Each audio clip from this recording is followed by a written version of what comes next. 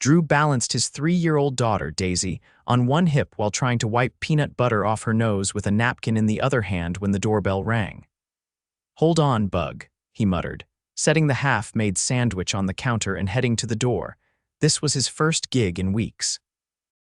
After quitting his job to take care of Daisy full-time after her mom bailed without warning money had gotten tight, his best friend had thrown him a lifeline, a last-minute babysitting job for someone in the city who needed a sitter overnight. Good pay, no drama. When Drew opened the door, a tall woman stood there in a beige trench coat and heels, her dark hair pulled into a sleek ponytail and a large black tote hanging from her shoulder. She didn't smile, not at first. "You're Drew Keller?" "Yeah, and you must be." He trailed off, blinking.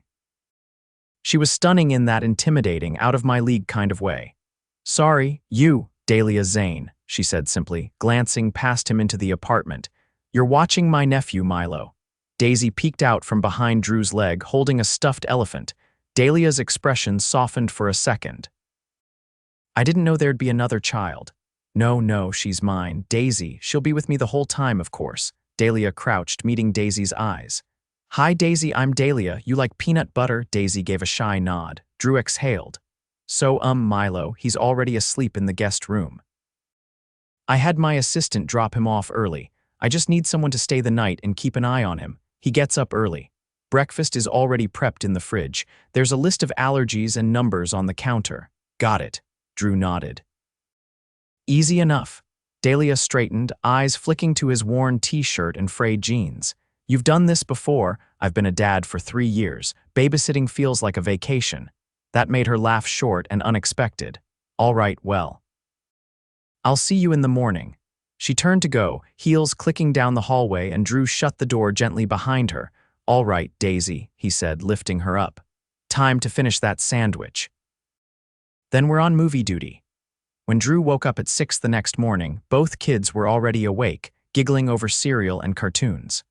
Milo, a sweet 5-year-old with wild curls and a dinosaur obsession, had hit it off with Daisy instantly.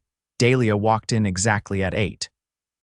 Her hair was still damp from a shower, and she was dressed down jeans, a soft-looking sweater, no makeup. Drew blinked. She looked different, real. "Wow," she said, looking around. "They're both alive, no fires." "Milo's a good kid," Drew replied. "And Daisy's obsessed with him now." Milo ran over. "Auntie D, Daisy showed me how to make a peanut butter tower." Dahlia raised an eyebrow.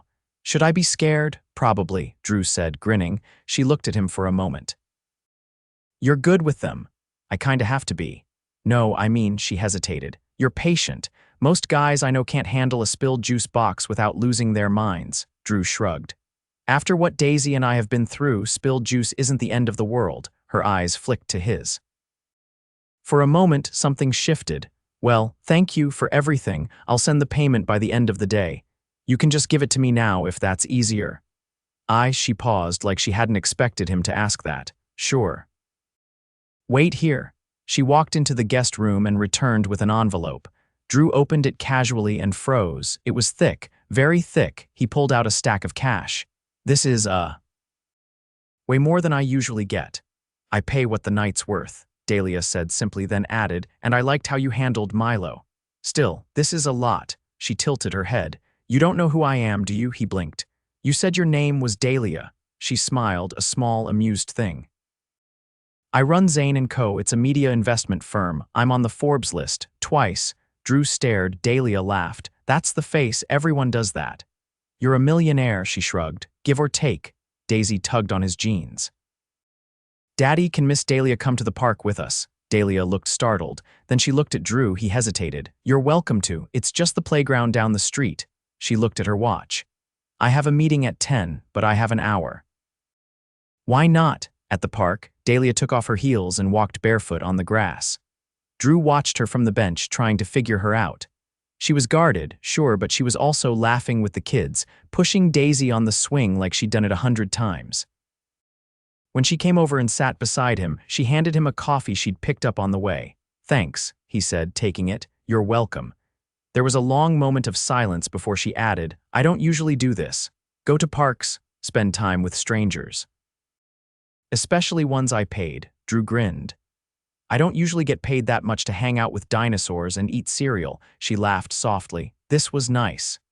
There was something in her eyes now, something warmer, something curious. He looked at her. If you ever need a sitter again. I might, she said, holding his gaze. But next time I'd like to take you to dinner. No kids, no cartoons. Drew blinked. Wait, are you asking me out? I am, he laughed. You're something else, Dahlia. Is that a yes? He looked at Daisy, then back at her. If you're okay with the fact I come as a package deal. Yeah, it's a yes. She smiled, really smiled. Good, because I think I like your version of chaos. And just like that, something sparked between them. Something real. Neither of them said it, but they both felt it. It had been one night. Just one night, but everything had changed. Drew adjusted the strap of Daisy's backpack and checked the time on the cracked face of his watch. Nearly 5. She was bounding up the steps of the brownstone, excited for her first official playdate with Milo since the park. You remember the rules? He asked, crouching beside her. No climbing tables, no putting toys in Milo's ears, no asking for cake before dinner, she recited, then grinned. I remember, Daddy, he kissed her forehead. Good.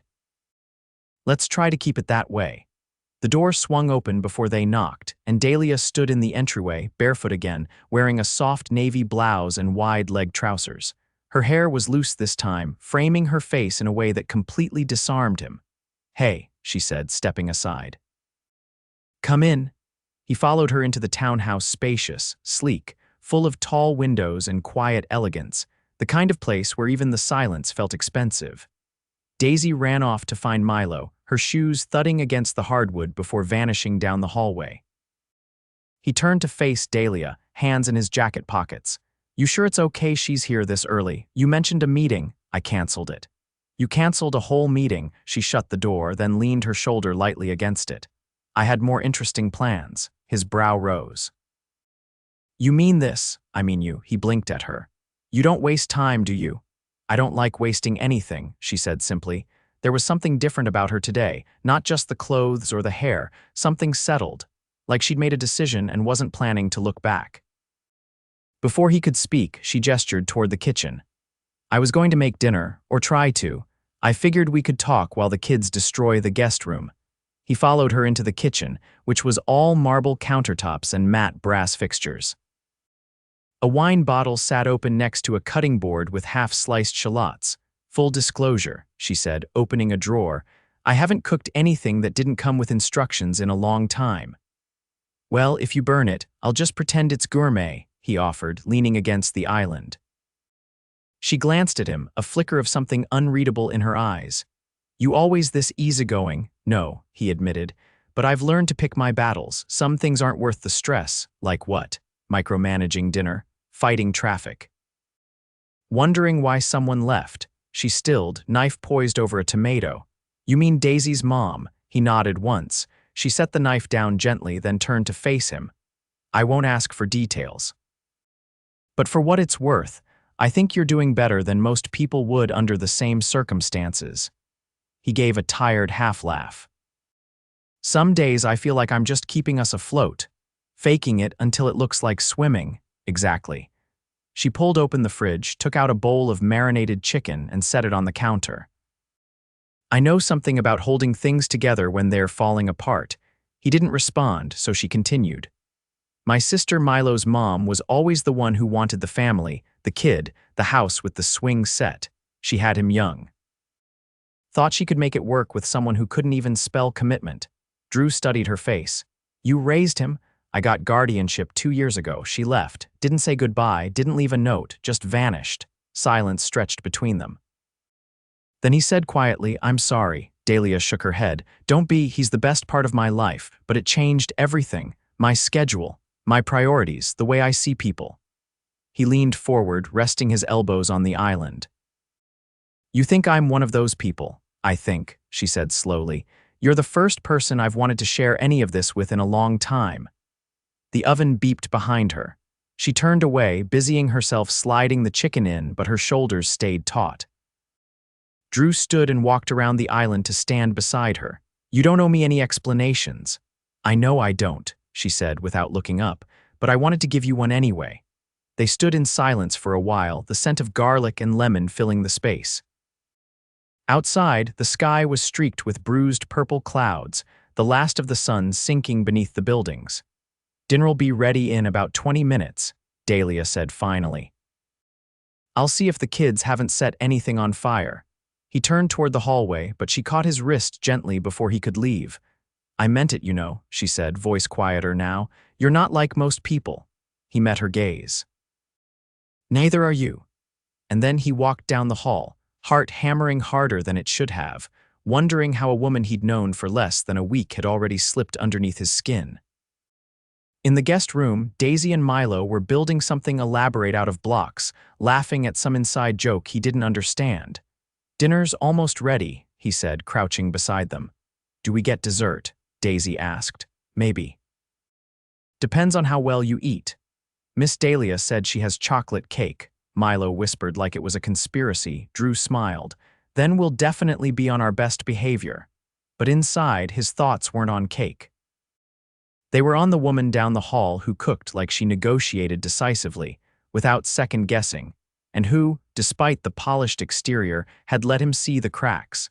And he found himself wanting to know every single one. Dahlia leaned back in the chair across from Drew as the kids raced up the stairs, still sticky from dessert and giggling like they'd been mainlining sugar for hours. She poured the last of the wine into both their glasses and glanced at the clock on the stove. "They'll be asleep in 10 minutes, she said. 15, Drew countered. "Daisy's on a cake high. She monologued to her toothbrush last time that happened." Dahlia laughed, for real this time, and tucked one leg beneath her. The soft lighting in the kitchen cast a golden glow over her skin. Drew had never seen her look more at ease. "You're good with this," she said, swirling her glass. "Just life. I fake it better than most," he said, sipping. "No," she said, eyes steady on him. "You adjust, you're not afraid to pivot," he studied her. "You say that like it's rare." "It is." "In my world, people don't pivot, they bulldoze." Drew tilted his head. "That why you look like you exhale through your emails?" She arched a brow. "I'm efficient, that's different. You're intense. You don't seem scared of that." He set the glass down. "I'm not." A beat passed between them. Dahlia's fingers tapped against the stem of her glass, her gaze dropping briefly to his hands resting on the table. "I had a fiancé once," she said suddenly. Drew blinked. "Didn't see that coming." "I was 26. He was charming, smart, said all the right things. Until I got promoted and he didn't. Then it was all underhanded jokes and questions about priorities. What happened? He told me he didn't want to marry someone who had more power than he did." Drew leaned forward slightly. "And you?" I told him to get therapy and left before he finished his sentence. He let out a low whistle. "Good call. The part that got me," she continued, quieter now. "It wasn't losing him. It was realizing how much I'd been shrinking to keep him comfortable." Drew's throat tightened. "That's not something you should ever have to do." She nodded, her fingers curling lightly around the glass.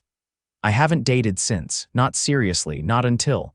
Her voice trailed off, but the implication hovered thick between them.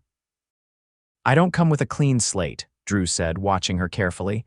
"I've got baggage. Mine looks like a tiny human who thinks glitter is a food group." "I'm not interested in clean slates," she said. "I'm interested in people who show up." He exhaled slowly. "You sure?" "Because I can promise you, nothing about me is polished." "I don't want polished," Dahlia said, standing. She walked to the sink, rinsed her glass, and set it aside before turning back to him. "I want real, I want honest. I want someone who remembers the name of the dinosaur that Milo built out of spaghetti last week." "Stegopastosaurus," Drew said automatically. She smiled, her voice softening. "Exactly." He stood too, walking around the table until he was close enough to see the faint freckles on her cheekbones. "So what happens next?" "That depends," she said. "Are you afraid of complicated?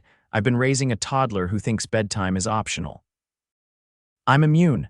She reached out and touched his wrist gently. Her fingers were cool against his skin. "Then maybe you and I figure this out, slowly, carefully." He looked at her hand, then up into her face. "That sounds a hell of a lot better than faking normal with someone who doesn't ask about your kid." Their eyes met, and for a long moment neither of them spoke. Then from upstairs, a loud thud followed by a chorus of "We're okay," broke the spell. Drew chuckled. "That'll be the glitter tower collapsing." Dahlia shook her head, but her lips curved. I'll check on them. As she turned to leave, he caught her hand again. Hey, she looked back, brows raised. I haven't felt this, safe with someone in a long time. Her expression softened. Then let's not mess it up by overthinking it. Later that night, after both kids were asleep and the house had fallen into a rare quiet, Dahlia walked him to the door. She held it open but didn't step aside immediately. I have to fly to Los Angeles next weekend, she said. Just for 2 days. I was going to find someone to stay with Milo. Bring him to us, Drew said. We'll make it an adventure. You do that, he shrugged. Daisy already told me she's marrying him, so I don't think I have a choice. Dahlia laughed, but her eyes shimmered with something deeper. As he stepped into the night air, she said, Thank you, he turned. For dinner, for making it easy to want something again. Drew didn't say anything. He just leaned forward and brushed a kiss against her cheek. Not rushed, not uncertain, just steady. I'll see you soon, he said. And as he walked down the steps, he didn't look back. He didn't need to. Whatever this was, it had already started becoming more than either of them expected. The plane tickets were tucked into a leather envelope on the counter, next to a handwritten note with neat, slanted lettering. For Daisy and Milo's first official mini vacation. Pack sunscreen. Drew held the envelope like it might disappear if he blinked. Dahlia stood by the kitchen island, arms crossed lightly, watching him. I thought they could use a break, she said, quieter than usual. And you too. He looked up from the tickets. You booked 3 seats to Miami. I have a place there. It's quiet, private beach. A pool Milo swears has magic powers because he found a frog in it once. Dahlia, this is more than a break, she nodded slowly. I know. That's the point. Daisy came barreling into the room, Milo close behind, both in swimsuits and sunglasses, even though the flight wasn't for another 2 hours. Daddy, Auntie D says we can eat popsicles in the pool. She did, huh? Dahlia raised a brow. 1 each. Maximum, Drew exhaled, still gripping the tickets. You sure about this? I've never been more sure of anything, she said. That night, as the sun dipped low over the water and the kids splashed under the fading light, Drew stood on the terrace of Dahlia's beach house, watching her walk toward him barefoot, her dress caught in the breeze. You look like you've done this before, she said, joining him at the railing. What? Vacation with a billionaire? Handle change like it's just another Tuesday. He turned to her. I've been waiting for the other shoe to drop. She leaned beside him. You think I'm going to wake up tomorrow and change my mind? I think I've never had something good that didn't come with a catch. She was quiet for a moment, then said, I used to think the only way to be safe was to control everything. My schedule, my heart. Even Milo's routines. She looked at him. But you, Daisy, you're not chaos, you're clarity. He took her hand, threading his fingers through hers. I don't have a mountain of savings, I don't own a house. I still wear shoes with holes in the soles. I'm not interested in your souls, she said, her voice soft and certain. I'm interested in your soul, he smiled, letting the moment settle over them. Later, after the kids were asleep and the house had gone still, she found him sitting on the back steps, watching the moonlight ripple over the water. She handed him a glass of mango juice, then sat beside him, shoulder brushing his. I told the board I'm stepping back from the day-to-day, she said. He blinked. You serious? I've spent 10 years trying to be everything to everyone. Turns out the only thing I want to be now is present. For Milo, for myself, she said. Then quieter, for you, he stared at her for a long moment. You walked into my life like a hurricane, and you didn't flinch. You made me want more, he said, setting the glass down, and I didn't think I had space for that. She turned toward him. Do you have space now? I've got a whole heart's worth. She leaned in and kissed him, slow and certain, the kind of kiss that didn't ask for permission because it already knew the answer. When they pulled apart, she rested her forehead against his. Come live here, his breath caught. You're serious. There's a school nearby, a garden Daisy would love, and a room that's already full of dinosaurs. He reached up, cupping her face. You don't want the polished version of me. I want the man who shows up when things are hard. The one who teaches his daughter how to laugh through it. He kissed her again, deeper this time, before pulling back just enough to say, then yeah. We'll come. The next morning, Daisy ran barefoot into Milo's room yelling about sandcastles, and Drew followed her in, lifting her into a hug that made her giggle and kick her little feet. In the kitchen, Dahlia stood at the stove, flipping pancakes in a tank top and loose shorts, her hair a mess and her smile radiant. He wrapped his arms around her from behind, pressing his forehead to her shoulder. "This is it," he said. "This is the life I didn't know I could have." She turned in his arms. "Then let's build it, every messy, beautiful day of it." And together, with the sound of children's laughter echoing through the house, they began. Dahlia stood in the doorway of the new house's sunroom, barefoot on the hand-woven rug, a mug of jasmine tea nestled between her palms. Morning mist clung to the glass, softening the view of the backyard where Milo and Daisy were already outside, digging holes near the lemon tree. Drew crouched beside them, helping Milo position a plastic bucket just right before lifting Daisy into the air like she weighed nothing at all. The sight sent an unexpected warmth through her chest. Not the kind that flickered, but the kind that settled in deep, like she'd finally stepped into a life that fit. She stepped into the room, her voice gentle but clear. "I think the lemon tree is going to file a restraining order." Drew looked up, laughing. "They're not digging too close." "Though I can't promise the same for the frogs." Milo called out. "We're building a tunnel to secret treasure," Daisy added, "and it's not even pretend this time." Dahlia raised a brow. "If you find diamonds back there, I'm having the yard surveyed." Drew dusted off his hands and made his way inside, brushing a kiss to her temple as he passed. "They'll be ready for lunch in 20 minutes. She followed him into the kitchen, setting her tea down. "I thought we could take them to the botanical gardens after. Milo asked about it yesterday." "You sure you don't have calls today?" "I cleared my schedule," she said, sliding a bowl of strawberries toward him. "I've been working on delegation. Apparently the world doesn't collapse when I'm not in every meeting." He popped a strawberry into his mouth. "Are you saying you're becoming relaxed? Don't push it." He grinned, then glanced around. "You know, I keep waiting for things to shift back to how they were. For this to feel temporary." "And," she asked, leaning on the counter, "it doesn't." She reached over and laced her fingers through his. "Good, because this isn't a pause, it's the start." They spent the afternoon walking through the gardens. Daisy insisted on naming every flower, even when she didn't know the names. Milo found a butterfly that followed him for 3 whole minutes, and Drew pretended it was because he had magical energy. Dahlia took mental snapshots of every laugh, every moment Milo reached for her hand without thinking, every time Daisy called Drew her best daddy in the universe, loud enough for strangers to hear. Later, after dinner and bedtime stories and the inevitable request for one more sip of water, Drew sat on the back porch with her. The sky was ink blue, stars just beginning to scatter. "I've been thinking," he said, his voice low. She looked over at him, already sensing the shift in tone.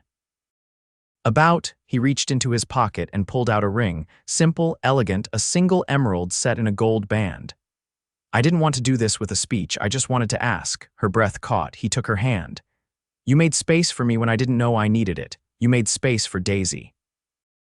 You didn't hesitate. I want to marry you, Dahlia. I want to build something lasting with you, chaos and all." She stared at him, the ring between them catching the light. "I don't need a speech," she said. "Just you." Her hand didn't shake as she extended it. He slid the ring onto her finger, and even before he kissed her, she felt the ground beneath her shift solidify.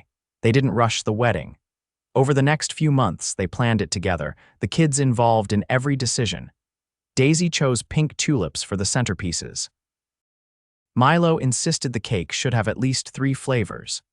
Dahlia wore a linen dress that moved like water, and Drew wore a navy suit with dried petals tucked into the pocket by Daisy's tiny hands. The ceremony took place under the lemon tree. Friends gathered on wooden chairs in the backyard, laughter floating through the air like music. Milo walked Dahlia down the aisle, proud and serious in his tiny vest, and Daisy held the rings on a velvet pillow like they were treasure. When the vows were exchanged, Drew looked at Dahlia and said, "You didn't just change my life, you gave it back to me." Dahlia answered, "You gave me a home I didn't know I was missing." They kissed under a sky streaked with sunlight and lemon blossoms. That night, with the kids tucked into their beds and the house filled with the remnants of celebration ribbons, empty glasses, Half-eaten cake Drew took Dahlia's hand and led her to the sunroom. "You remember the first time we sat together like this?" she asked, curling into his side. "I remember thinking you were going to vanish in the morning." "Well," she said, pressing a kiss into his neck, "I'm still here. Forever, longer." And there, bathed in moonlight, wrapped in each other's arms, they finally allowed themselves to stop waiting for the other shoe to drop. There was no catch, no unspoken expiration date, just love, just them, and all the days ahead.